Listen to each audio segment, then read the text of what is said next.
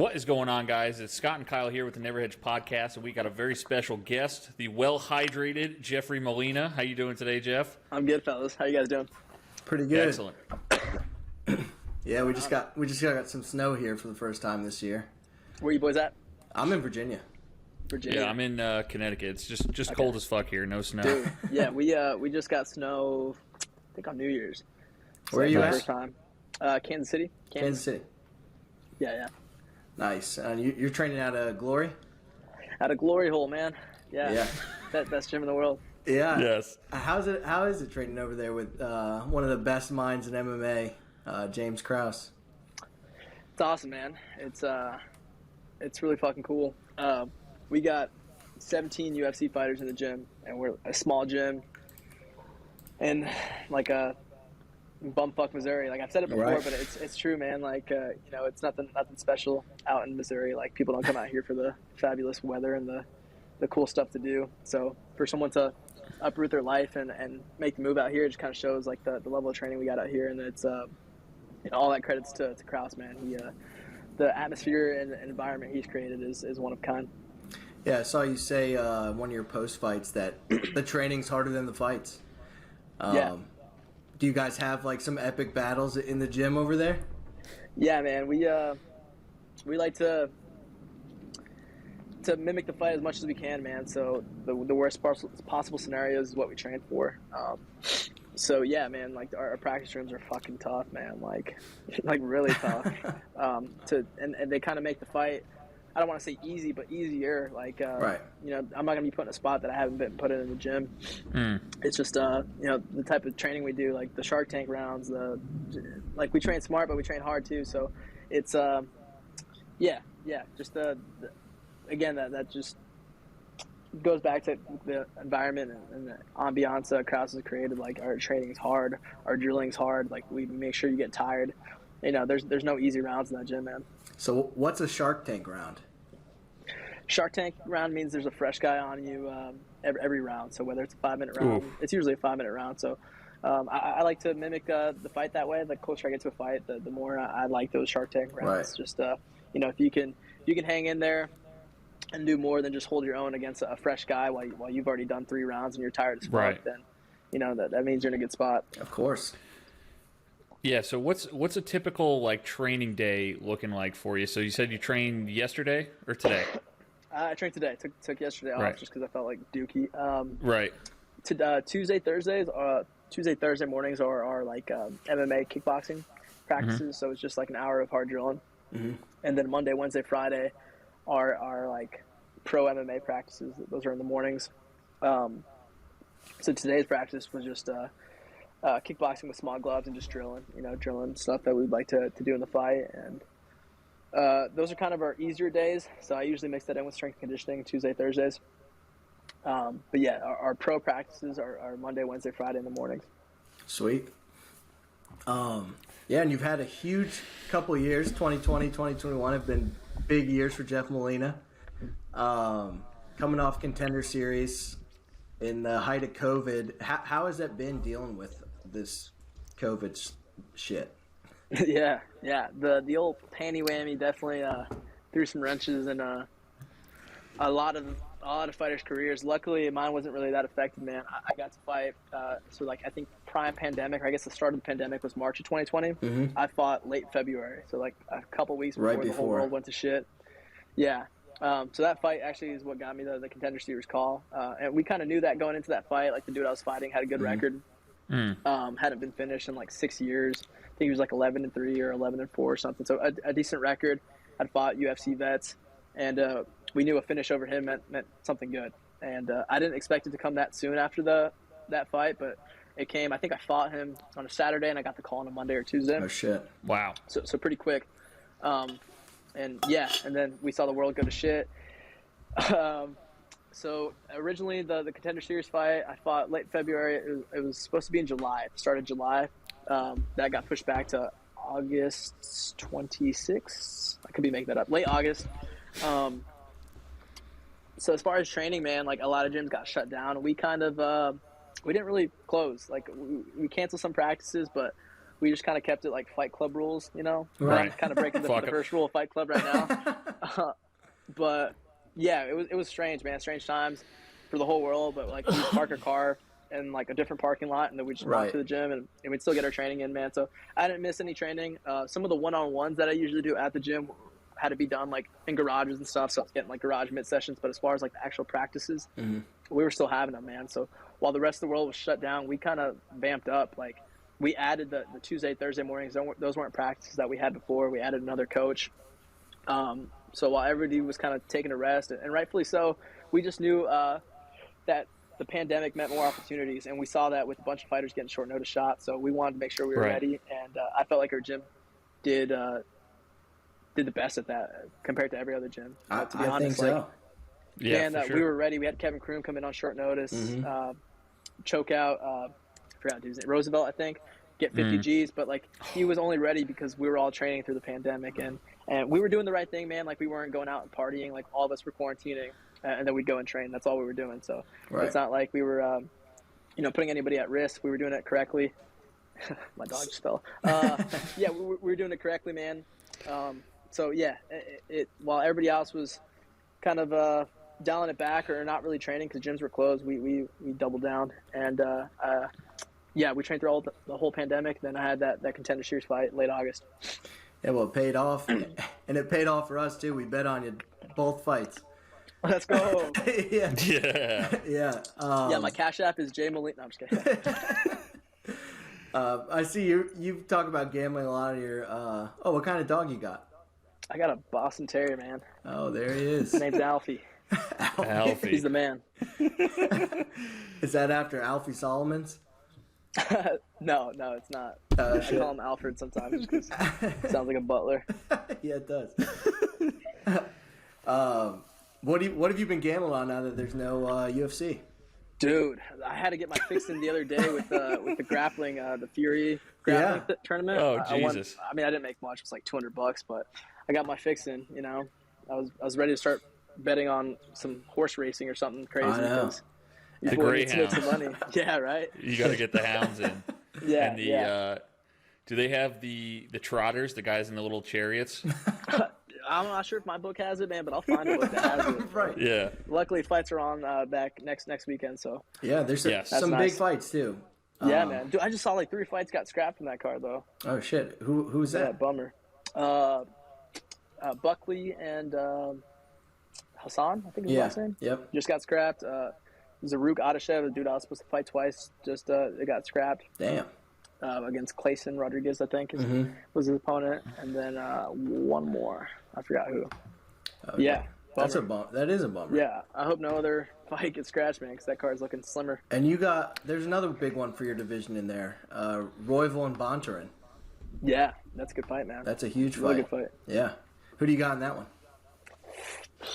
I've been going back and forth, man. I like Royval, man. He's a cool dude. We've gone back and forth, like in the DMs. He trains at Factory X, which is where my coach trains at whenever he fights. So we kind of have this camaraderie, I guess. Like we don't fight Factory X guys, only for 1 or 2 reasons. Unless it's like short notice, the UFC. Like we just had Mike Breeden fight Alexander Hernandez, which is a Factory X guy, but it was for a short notice opportunity. So we only fight him if it gets us in the UFC or if it's for a title shot. So makes sense. I'm a big fan of Royval, man. He's a stud. He's good. He's dangerous everywhere.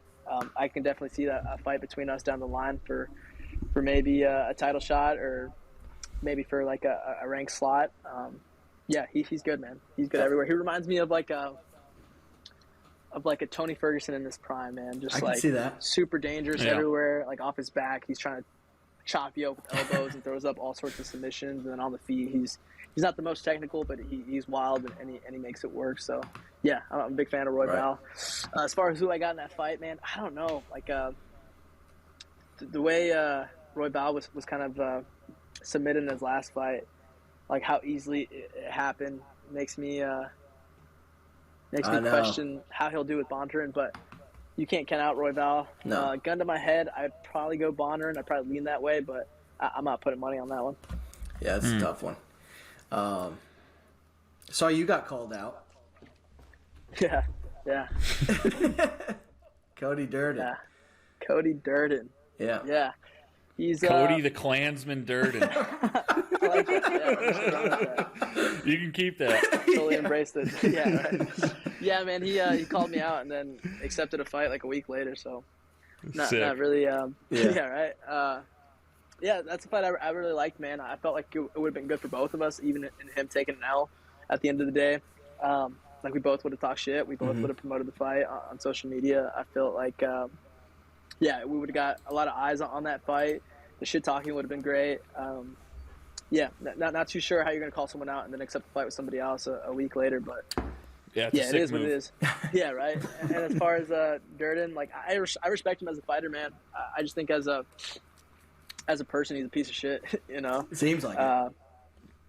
You know, I didn't take what he said in that post-fight interview as like a extremely racist remark. I think it was just stupid. You know, like I kind of see where he was going with it, but it's like, dude, shut your fucking mouth, man. Like, come on, like.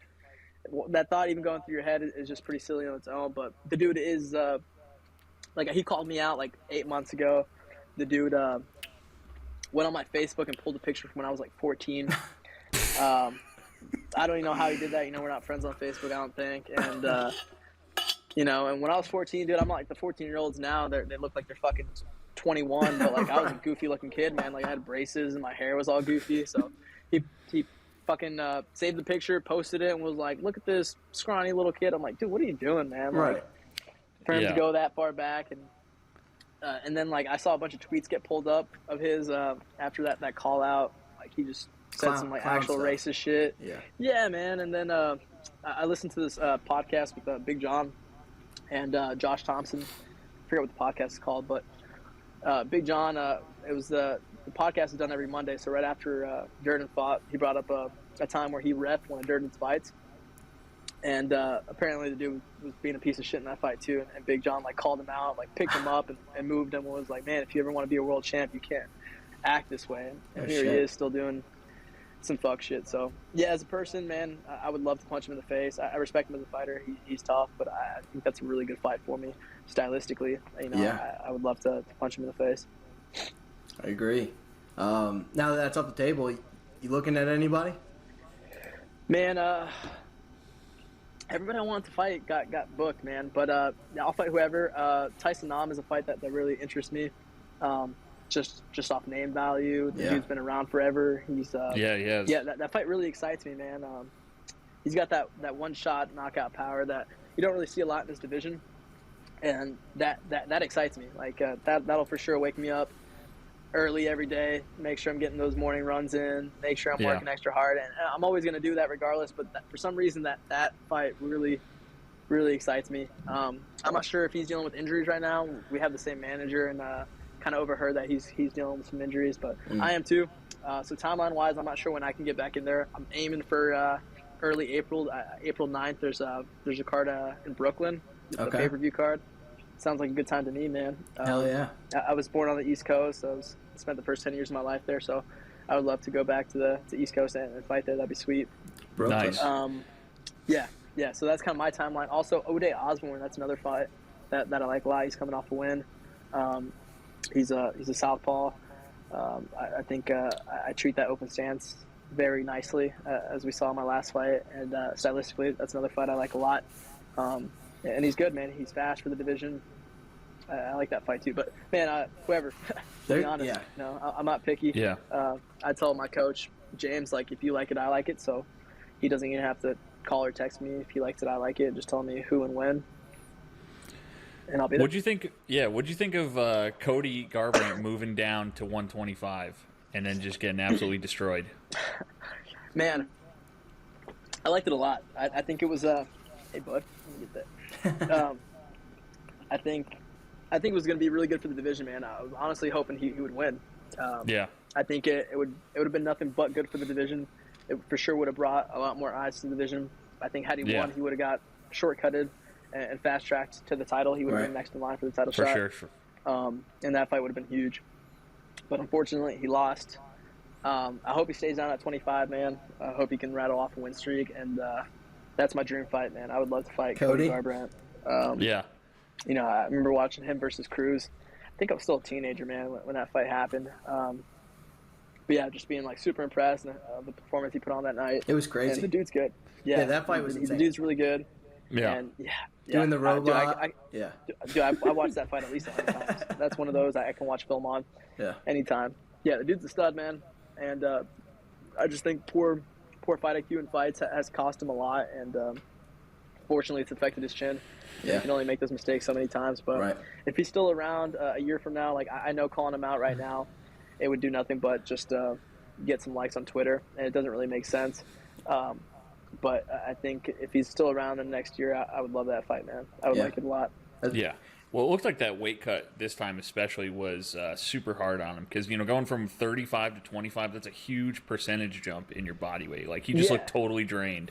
Yeah, Scott. And people don't realize that, man. That they're like, oh, it's 10 pounds. Like, man, people no, that's change like that's like 15, 20% of your body weight. To a 35 to a 25er, like, that cut is way different, man, than like if it was. He's probably almost killing himself to make 35. Yeah, man. Like, 10 pounds to me is way different than to 10 pounds that's a middleweight, like those 10 pounds are just different. So I agree, man. But from what I heard, that weight cut for Cody actually wasn't too bad. Oh, really? Just like historically, yeah. Actually, I listened, and of course, it's his podcast, and he does it with I'm totally fine. yeah, right. And that's the fighter's thing. I am fine. I've had some tough weight cuts, man, and afterwards I'm like, oh, that wasn't too bad. Like once you make the weight, you're like, I could do that again. Right. Yeah. It's once you're like rehydrated again, you're once like, that was dead, okay. For sure. But he said it wasn't too bad, man. But like historically, we've seen people like Dillashaw when he made that jump just wasn't the same, and I guess he's only been the other guy, so you can only go off what we've seen. So Dillashaw and Cody haven't set that record very well for going from bantamweight to flyweight. No, a little bit higher up, but Jose Aldo looks like a fucking monster, dude. Oh my god, that guy. Yeah, I don't get it, man. I don't understand. Like at 45, he looked drained, making the weight. And for him to do what he did at 45, be a reigning champ since he was like 21 for however long he did it, like WEC to UFC, like that dude's a fucking stud and one of my favorites, man. And the fact that he can make 35 somehow makes me never want to move up to 35. Yeah. The fight, Cruz was talking about it, Cruz versus Aldo would be an insane fight. Sign me up. Take my money. I like that fight a lot. Yeah, I did too. Yeah, I like that fight a lot. Also, Sugar Sean wants to fight someone higher ranked. Dominic Cruz or Jose Aldo. Jesus. Take my money. That would not be a good move for Sugar Sean. Yeah, I agree. I mean, if you could somehow knock him out, but Jose Aldo that's is a spooky. monster. Yeah. Yeah. I want to see how he approaches Jose Aldo, man. Jose Aldo is has some of the best, like the way he strikes. It's like this plotty Muay Thai stance, and he makes it work, man. You don't, that's not very common in MMA, but he makes it work. His reflexes are so on point. But I think how you beat that style is someone that controls range really well. And I am not a Sugar Sean nut rider at all. I'm kind of the opposite.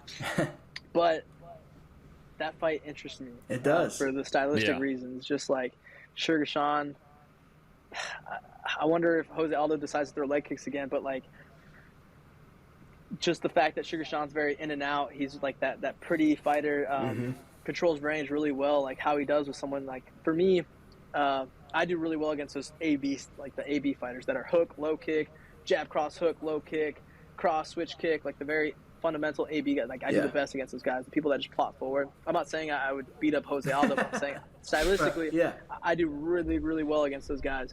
And I think Sugar Sean has that style. I'm not saying Sugar Sean will beat Jose Aldo. That fight just intrigues me a lot. And Sugar Sean, he seems like he's smart. He fights smart. Right. He's got good fight IQ. But it would be interesting. Jose Aldo's been wrestling and grappling a little bit more.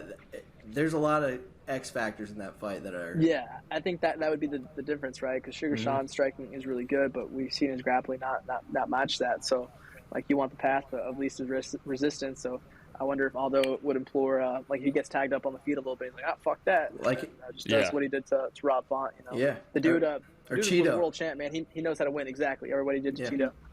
Backpack him. He knows how to win, man. So, I can definitely see that happening. Yep. So, you said you play video games. You on Twitch yet? I'm not, man. One day. My old teammate Megan told me the first time I I decide to hop on Twitch, that she'll do a stream with me, and she has a fuck ton of followers. So that'd be cool, man. So one day I'll hop on Twitch. Get on if there. If that doesn't work, I'll start an OnlyFans. Right. Yeah.